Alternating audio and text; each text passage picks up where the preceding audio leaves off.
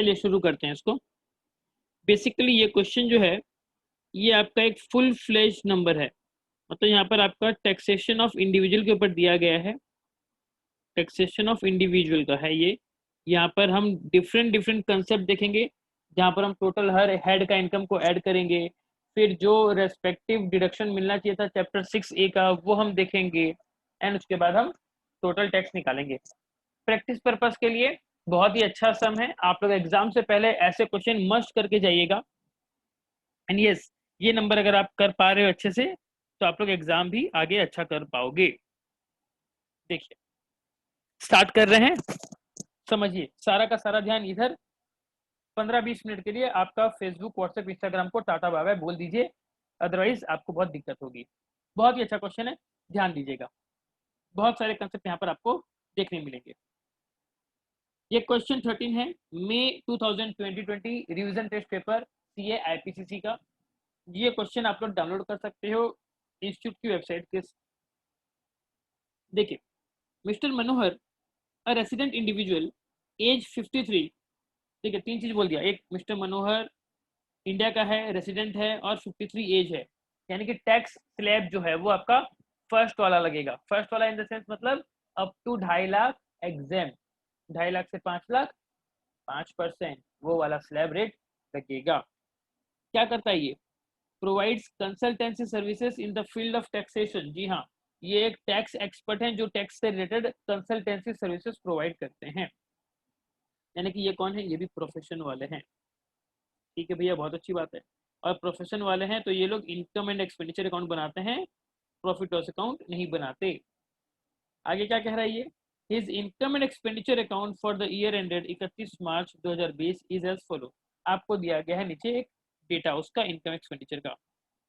ध्यान से देखिएगा, बहुत सारे इंपॉर्टेंट टर्म हम अभी डिस्कस करने वाले हैं। उसके बाद देखिए इसकी इनकम साइड पहले देखते हैं। इनकम कितनी हुई है? Consulting fees 58 lakh. अगर आपको याद आ रहा होगा तो अगर हमने एक देखा था क्या, ऑडिट का एक कंसेप्ट देखा था। पीजीबीपी में ऑडिट कब होता है? अगर आपका प्रोफेशन है, और प्रोफेशन के केस में अगर आपका gross receipts more than 50 lakhs हैं, उस केस में आपको क्या करना पड़ेगा? ऑडिट करना पड़ेगा। उस केस में आपको ऑडिट करना पड़ेगा, ठीक है। और अगर आप ऑडिट करते हो, मतलब अगर आपके अकाउंट्स का ऑडिट होता है, तो उस केस में आपके ऊपर एक और लायबिलिटी आ जाती है। क्या? कि जब कभी आप पेमेंट करते हो किसी को भी, तो आप उसके ऊपर TDS काट के पेमेंट करोगे। अगर नहीं करोगे तो फिर आपका क्या हो जाएगा? वो खर्चा का 30% डिसअलाउड हो जाएगा। याद है आपको, हमने पढ़ा था पीजीबीपी के प्रोविजन में कि अगर जिस खर्चे के ऊपर TDS काटना था आपने अगर नहीं काटा तो हम 30% आपका खर्चा डिसअलाउ कर देते हैं। तो देख रहे हो यहाँ पर और एक्स्ट्रा कुछ दिखा नहीं, क्वेश्चन में कुछ लिखा नहीं है, लेकिन ये चीजें भी हिडन प्रोविजन है जो आपके माइंड में स्ट्राइक करनी चाहिए।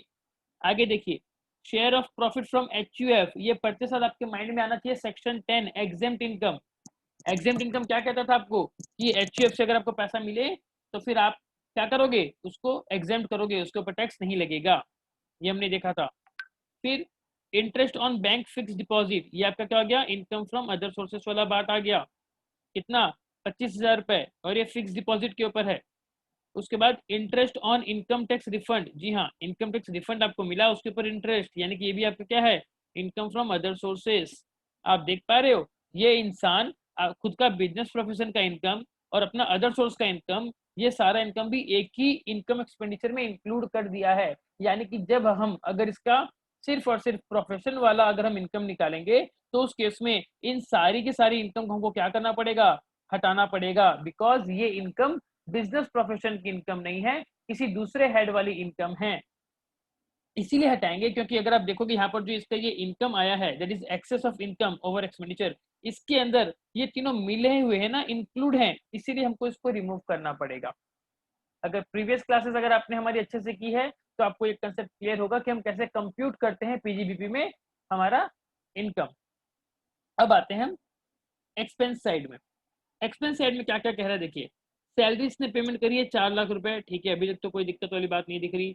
मोटर कार एक्सपेंसेस इसने 88,000 दिया है, ठीक है। अब अगर मोटर कार एक्सपेंसेस में अगर ऐसा कुछ मिल जाए आपको कि वो मोटर कार पर्सनल पर्पस में भी यूज हुई थी, तो हम क्या करेंगे, तो हम पर्सनल पर्पस वाले पार्ट को हटा देंगे। फिर डेप्रिसिएशन एज पर बुक्स 87,500, आपको याद है हमने देखा था पीजीडीपी में जब हम सॉल्व करते हैं तो हम डेप्रिसिएशन एज पर बुक्स को क्या करते हैं, इसको हम ऐड बैक कर देते हैं। किसमें ऐड बैक कर देते हैं, इस प्रॉफिट में ऐड बैक कर देते हैं। और फिर लेस क्या करेंगे, जो depreciation as per the provision of income tax निकलेगा उसको हम यहाँ से माइनस कर देंगे। हर एक एक बात आपको याद आनी चाहिए, हर एक एक वर्ड पढ़ते पढ़ते, तभी आप एग्जाम में नंबर सॉल्व कर पाओगे, अदरवाइज गलती करने के चांसेस बढ़ जाएंगे। आगे देखिए, मेडिकल एक्सपेंसेस इसने किया 70,000 रुपए। अब खुद देखिए मेडिकल एक्सपेंस उसने 70,000 रुपए खर्चे किए, ठीक है। परचेज ऑफ कंप्यूटर 90,000 रुपए। मुझे ये बताइए खर्चे के रूप में अगर आपको याद आए प्रोविजन, तो क्या बोला गया था कि खर्चा सिर्फ और सिर्फ आपका रेवेन्यू एक्सपेंडिचर होना चाहिए।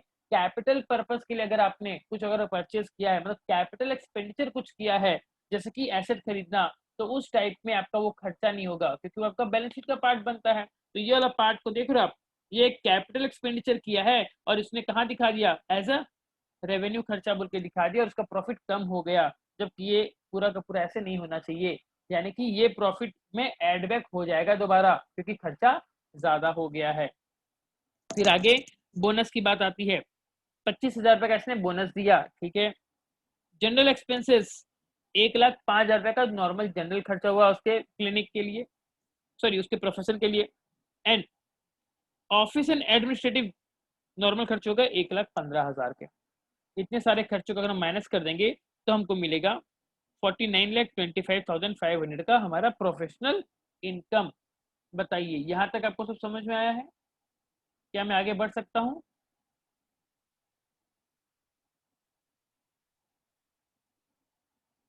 फटाफट बताइए आप लोग, क्या आप लोग समझे यहाँ तक, हम आगे बढ़े?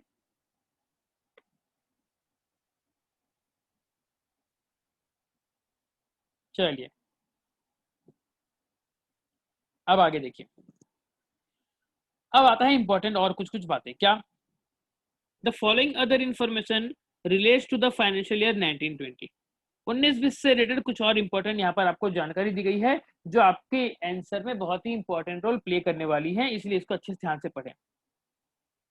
Salary includes a payment of ₹22,000 per month to his sister-in-law, who is in charge of the marketing department. However, in comparison to similar business, the reasonable salary of a marketing supervisor is ₹18,000 per month. यहाँ पर क्या बोला गया, यहाँ पर ये ऐसा point क्यों दिया, ये पॉइंट आपको बोल रहा है कि देखो भैया, इसने ना एक पेमेंट किया है सैलरी का 22,000 पर मंथ करके, किसको पेमेंट किया, उसके सिस्टर इन लॉ को किया। और वही एक जनरल सेम बिजनेस का अगर देखा जाए, कंपैरिजन किया जाए, तो भैया 18,000 रुपये सैलरी होती है। इसका मतलब ये हो रहा है कि भैया नॉर्मल सैलरी 18,000 होती है, आपने सैलरी का खर्चा दिखाया है 22,000, इसका मतलब आपने 4,000 रुपये एक्स्ट्रा सैलरी का खर्चा दिखाया है, वो भी 12 महीने तक। मतलब आपने कितना दिखाया, आपने 48,000 रुपए का एक्स्ट्रा खर्चा दिखाकर आपका प्रॉफिट कमा दिया। और आपने पैसा किसको दिया है, आपने आपका ये पैसा सिस्टर इन लॉ को दिया है। तो क्या ये अपने रिलेटिव को पैसा दिया है, आपने ज्यादा पैसा दे दिया है, ऐसा बोलकर आपको कंफ्यूज करना चाह रहा है। ध्यान रखिएगा, अगर हमने जो रिलेटिव की डेफिनेशन पढ़ी थी वहां पर सिस्टर इन लॉ कवर नहीं होता। इट मीन्स ये जो 22,000 का पेमेंट किया है उसमें कोई दिक्कत नहीं होगी, हम पूरा का पूरा 22,000 रुपया एज ए खर्चा दिखा सकते हैं, ठीक है। उसके बाद देखिए, उसके बाद ये कहता है क्या, WDV of the asset on 1 April R S follows. आपको ओपनिंग WDV दिया है, मोटर कार का दिया है 3,50,000 रुपए, जिसमें से 25% आप क्या करते हो, पर्सनल यूज करते हो। यानी कि 3,50,000 के ऊपर जब हम 30% करके डेप्रिसिएशन निकालेंगे, तो जो डेप्रिसिएशन आएगा उसका 75% ही हम क्या करेंगे, बिजनेस में अलाउ करेंगे, बिकॉज 25% हमारा पर्सनल पर्पस के लिए यूज हो रहा है।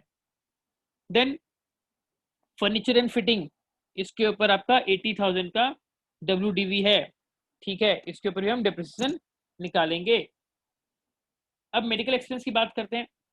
मेडिकल एक्सपेंस जो इसने 70,000 रुपये दिखाया है अपना इनकम एक्सपेंडिचर के डेबिट साइड में, उसका ब्रेकअप दिया है 15,000 और 55,000। क्या कह रहा है ये, फैमिली प्लानिंग एक्सपेंडिचर 15,000 रुपए incurred for the employees which was revenue in nature. आपको याद है हमने पढ़ा था फैमिली प्लानिंग के लिए अगर कोई खर्चा करते हैं और अगर वो रेवेन्यू नेचर का होता है तो आपका 100% अलाउड होता है। तो यहाँ पर ये 15,000 भी मैंने अपने एम्प्लॉय के लिए किए तो वो अलाउ होना चाहिए, ऐसा आपको बोलना चाह रहा है।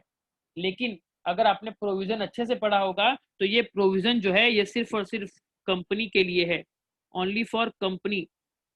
याद है हमने देखा था ये प्रोविजन सिर्फ और सिर्फ कंपनी के लिए है। और यहाँ पर जो हमारा एक टैक्स प्रोफेशनल है वो एक इंडिविजुअल आदमी है, तो इंडिविजुअल के केस में ये वाला फैमिली प्लानिंग का खर्चा इज डिसअलाउड। ये किसको अलाउ होता? सिर्फ और सिर्फ कंपनी को।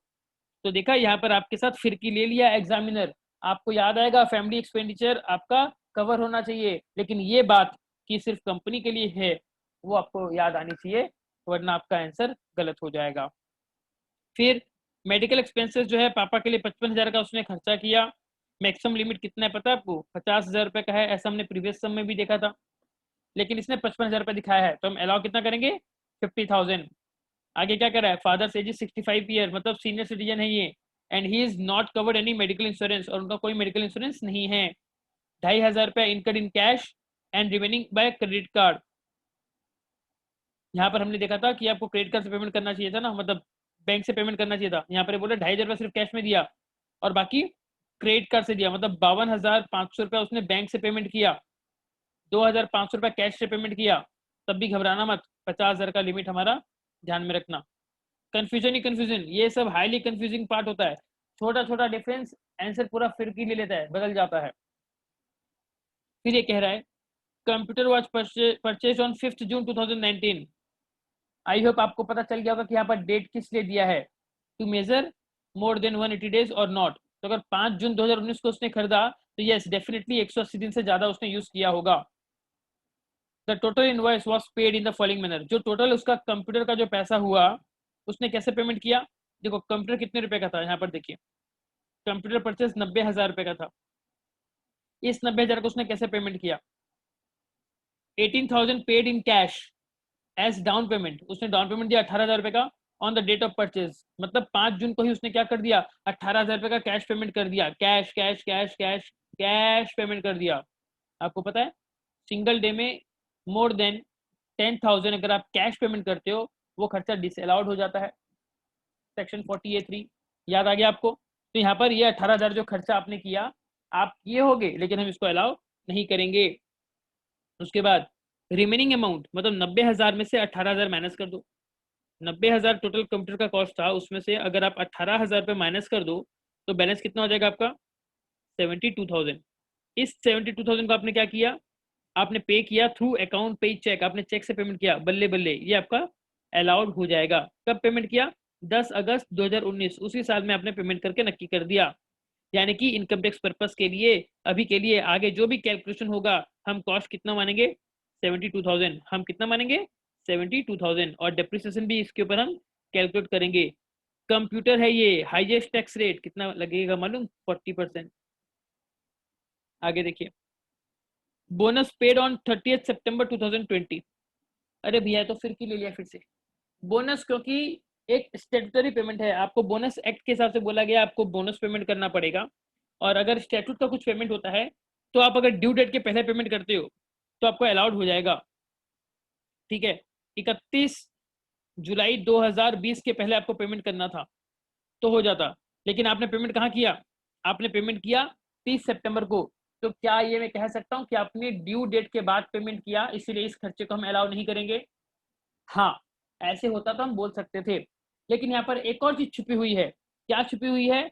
अगर ये जो एसएससी है ना, नॉर्मल एसएससी नहीं है, इस एसएससी का अगर आप गौर से देखोगे, मैंने बताया था इस एसएससी का ऑडिट होता है। और अगर ऑडिट होता है तो आपकी ड्यू डेट क्या हो जाती है? 30 सितंबर हो जाती है। तो यहाँ पर इसने जब पेमेंट किया कब किया? 30 सितंबर वाले डेट को किया, यानी कि उसने ड्यू डेट के पहले पेमेंट कर दिया, ऐसा हम मानेंगे, एंड हेंस ये खर्चा अलाउड होगा। इंपॉर्टेंट है छुपी हुई जानकारी क्वेश्चन में, एक भी प्रोविजन भूले आंसर नहीं निकलेगा। तो इसलिए यहां पर बोनस जो पेमेंट किया अलाउड। उसके बाद general expenses include commission payment of 42,000 to mister Mahesh. अब देखिए for the promotion of business on 17 सितंबर without deduction of tax resource. आपने कमीशन का पेमेंट किया, आपने कमीशन का पेमेंट किया 42,000, जिसके ऊपर आपको टीडीएस आपने नहीं काटा। अब देखिए मैंने कुछ देर पहले बताया था क्या कि जिस एसएससी का ऑडिट होता है वो कंपलसरीली क्या हो जाता है, एसएससी हो जाता है टैक्स काटने के लिए। यानी कि यहाँ पर मिस्टर जो भी है यहाँ पर इनको टैक्स काटना चाहिए था इस 42,000 के ऊपर और फिर पेमेंट करना चाहिए था सामने वाले पार्टी को। अगर पेमेंट नहीं किए तो इसका फिर क्या कर देंगे हम, 30% कैंसिल कर देंगे खर्चा, तो मतलब उसको हम अलाउ नहीं करेंगे। He also receive gold coins from a family friend. अब इसको गोल्ड कॉइन मिला, फैमिली फ्रेंड से मिला। फैमिली जानबूझ के लिखा है कंफ्यूज करने के लिए। एग्जाम में प्रेशर में रहते हो, टेंशन टेंशन में सिर्फ फैमिली पढ़ोगे, फ्रेंड को गोल्ड भी मार दोगे। और फैमिली से गिफ्ट मिला तो एग्जेम्प्ट ऐसा मान लोगे। ना बाबा ना, एग्जाम से पहले शांत दिमाग से क्वेश्चन पढ़ना। यहाँ पर वर्ड है फैमिली फ्रेंड, तो family friend is not covered in family, तो इसका मतलब उससे जो भी पैसा मिलेगा वो आपका क्या हो जाएगा, टैक्सेबल। और फिर कब मिला, शादी, शादी में मिलता तो हमारा क्या हो जाता, वो हमारा एग्जेम्प्ट हो जाता। लेकिन आगे भी पढ़िए, यहाँ क्या लिखा है, एनिवर्सरी। जी हाँ, अगर एनिवर्सरी पे पेमेंट हो रहा है, मतलब सॉरी गिफ्ट मिल रहा है, तो वो आपका एग्जेम्प्ट नहीं होगा, हेंस ये आपका टैक्सेबल होगा। एग्जामिनर जानबूझ के आपको कंफ्यूज कर रहा है अलग अलग पॉइंट पे, पहले फैमिली बोल के कंफ्यूज किया, फिर आपको मैरिज बोल के कंफ्यूज किया, लेकिन पूरा पढ़िएगा। कब किया, 15 नवंबर को। कितने उसका जो गोल्ड कॉइन मिला उसका वैल्यू कितना था, 85,000। क्या था, फेयर वैल्यू 85,000, यानी कि 85,000 को उसका क्या हो गया, income from gift. Income from gift, gift मतलब इनकम फ्रॉम अदर सोर्सेस, तो ये भी आपका ध्यान में रखना है। फिर ये कह रहा है कि भैया कंसल्टेंसी फीस पिछले साल में इसकी कितनी थी, 52,50,300 की थी, यानी कि पिछले साल भी इसका क्या हुआ था, इसका ऑडिट हुआ था। हेंस बात को ध्यान में रखना। Compute the total income and tax liability of mister Manohar for the assessment year 2021। Seriously बोल रहा हूँ, बहुत अच्छा क्वेश्चन है, वेरी वेरी इंपॉर्टेंट एंड मस्त वाला क्वेश्चन है ये, मस्त वाला क्वेश्चन। एग्जाम से पहले इस नंबर को पक्का से करके जाइएगा, please mark it as most most most important, बहुत ही अच्छा क्वेश्चन है। बताइए क्या आप लोग को क्वेश्चन समझ में आया, जल्दी बताइए, क्या आप लोगों को क्वेश्चन समझ में आया। Okay, very good. चलिए अब हम इसका आंसर देखेंगे। सारा का सारा हमने डिस्कस कर लिया था, अब इसी सारे डिस्कशन को इसने यहाँ पर आंसर फॉर्म में लिखा है। हम खाली रीचेक करेंगे कि हमने जो बात कही थी उसने वहाँ पर वो लिया है कि नहीं लिया। देखिए हम पहले आते हैं वर्किंग नोट पे आ जाते हैं डायरेक्टली, फिर हम इसको देखेंगे। देखिए वर्किंग नोट पहले देखते हैं क्या है ये। Computation of depreciation allowable as per income tax act 1961, कितना अलाउ होगा। मोटर कार आपकी 3.5 लाख रुपए की थी डब्ल्यूडीवी, ये क्या है आपका ओपनिंग डब्ल्यूडीवी 3.5 लाख का, इसके ऊपर आपका क्या होगा, 15% इसने अलाउ किया।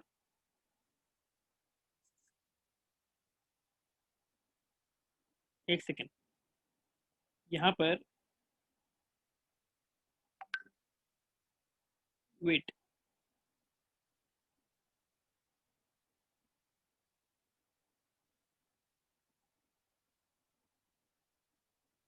मोटर कार,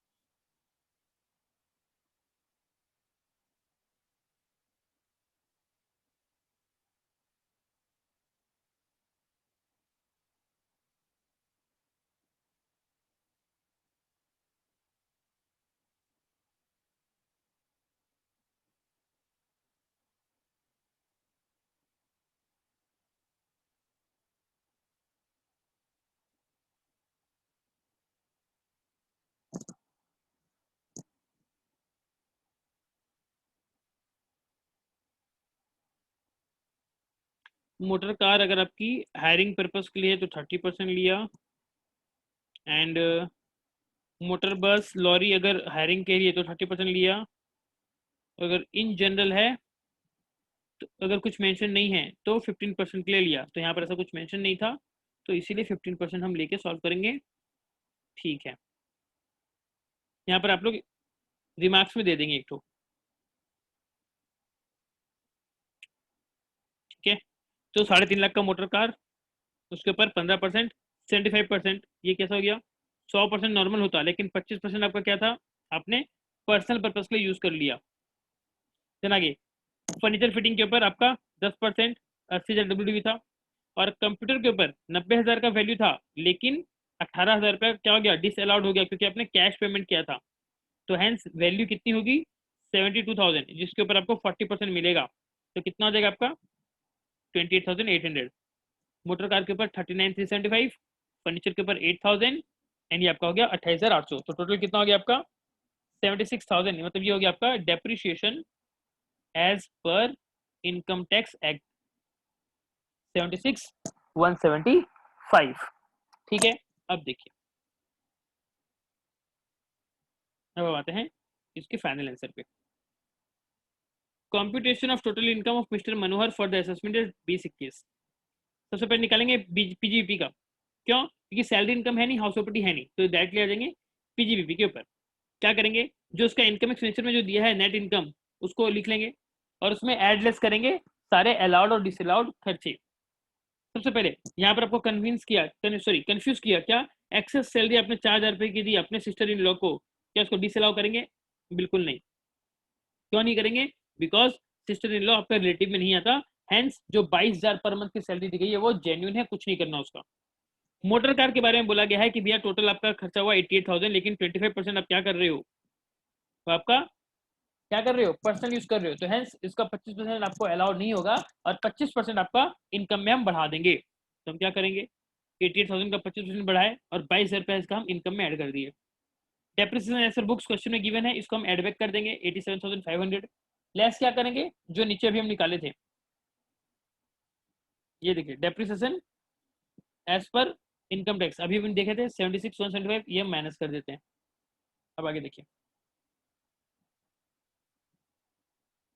मेडिकल एक्सपेंसेस जो है 15,000 का आपने किया था फैमिली प्लानिंग के लिए, बट भैया आप कंपनी नहीं हो, आप नॉर्मल इंसान हो, और ये खर्चा is allowable only to company SSC, hence this 15,000 is disallowed. मतलब आपने खर्चा दिखा दिया था तो आपकी इनकम घट गई थी। अब हम क्या करेंगे, आपकी इनकम में दोबारा से इसको एड बैक कर देंगे। तो हमने आपकी इनकम में इसको दोबारा से 15,000 को एड बैक कर दिया।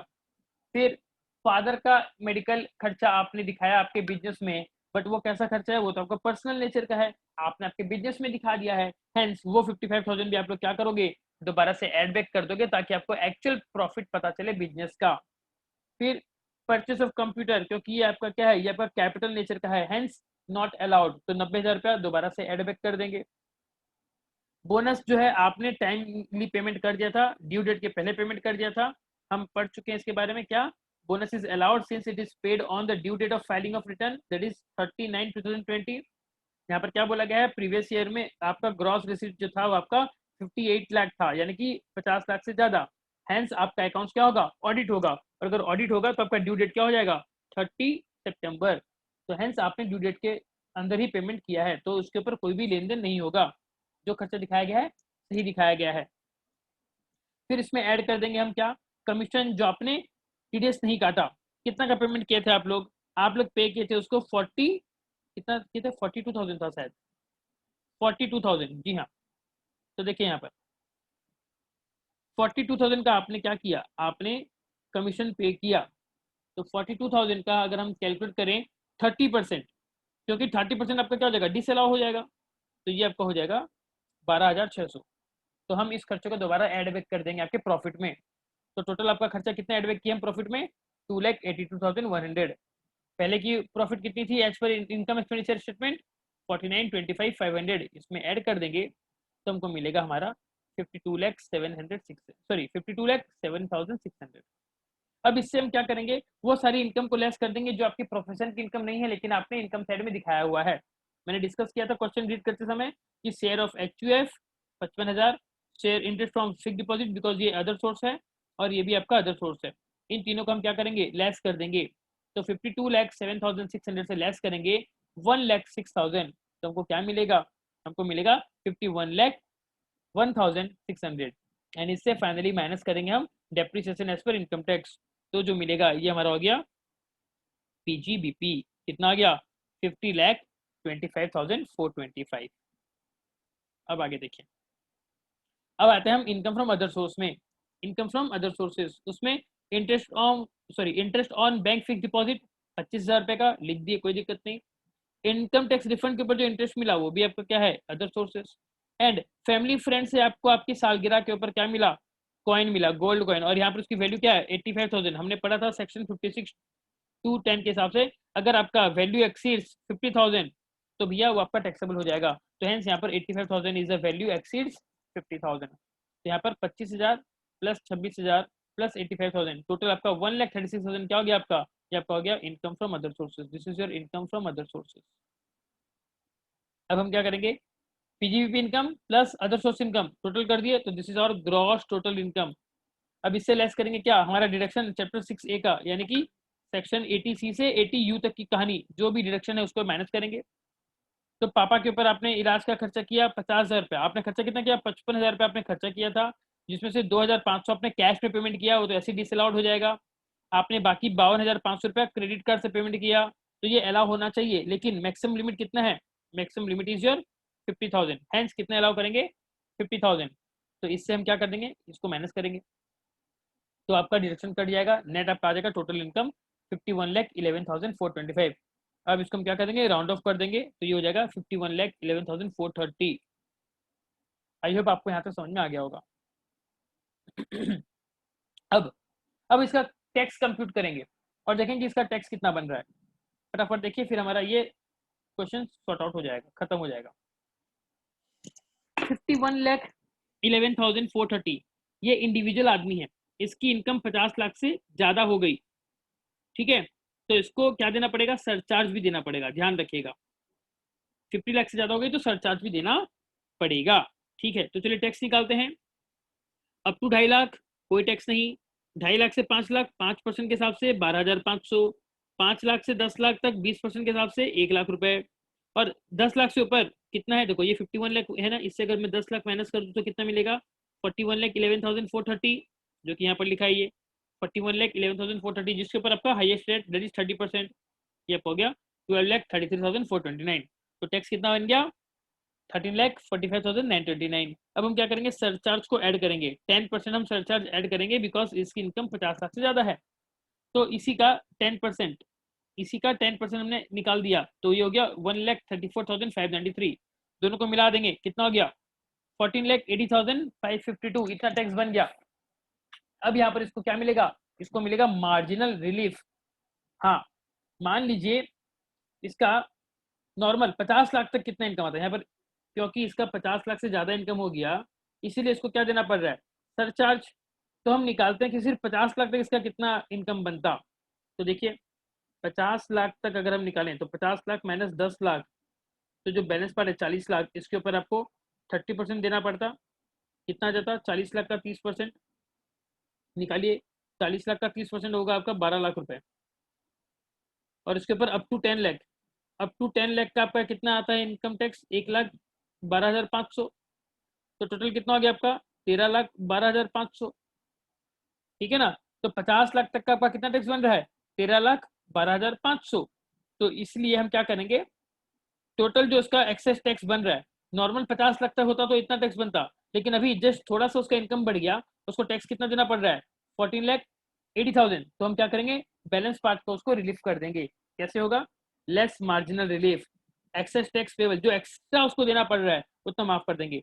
अभी टैक्स कितना देना पड़ रहा है 14,80,000, लेकिन अगर उसका 50 लाख तक का ही इनकम होता तो कितना टैक्स बनता 13,12,500, तो यानी कि बैलेंस जो पार्ट है 1,68,000, ये आपका यहाँ पर आ गया, एक्स्ट्रा टैक्स आ गया। अब कितना है आपका इनकम कितना बढ़ा, 50 लाख से आपका इनकम कितना बढ़ गया, 50 लाख था उसके ऊपर 1,11,430, तो भाई टैक्स बन रहा है आपका एक्स्ट्रा 1,68,000, लेकिन इनकम कितनी बढ़ी, इनकम बढ़ी कम थी, टैक्स बढ़ गया ज्यादा, तो इसको माइनस कर दो, तो ये जो बैलेंस आपका आया 56,592, ये आपका हो जाएगा मार्जिनल रिलीफ। तो 14,80,000 से हम क्या करेंगे, इसको माइनस करेंगे, तो हमको क्या मिल जाएगा, हमको मिलेगा नेट टैक्स पेबल। अब इसके ऊपर हम 4% हेल्थ एजुकेशन सेस निकाल देंगे, ये वैल्यू आ जाएगी आपकी 14,80,887, इसको भी राउंड ऑफ कर देंगे तो फाइनल आंसर आएगा 14,80,890। That's it, this is our final solution. तो उम्मीद करता हूँ आपको ये क्वेश्चन समझ में आया होगा। अगर समझ में ना आए तो वीडियो को फिर से देख लीजिएगा, बार बार रिपीट करके देखिएगा, और चाहो तो आप इसको डाउनलोड करके रख लीजिएगा। एग्जाम से पहले बहुत बहुत बहुत ज़रूरी है ये नंबर सॉल्व करना। काफ़ी अच्छा नंबर है और एग्जाम में काफ़ी अच्छा स्कोर कर पाओगे। तो चलिए, हैव अ गुड डे, मिलेंगे नेक्स्ट क्लास में।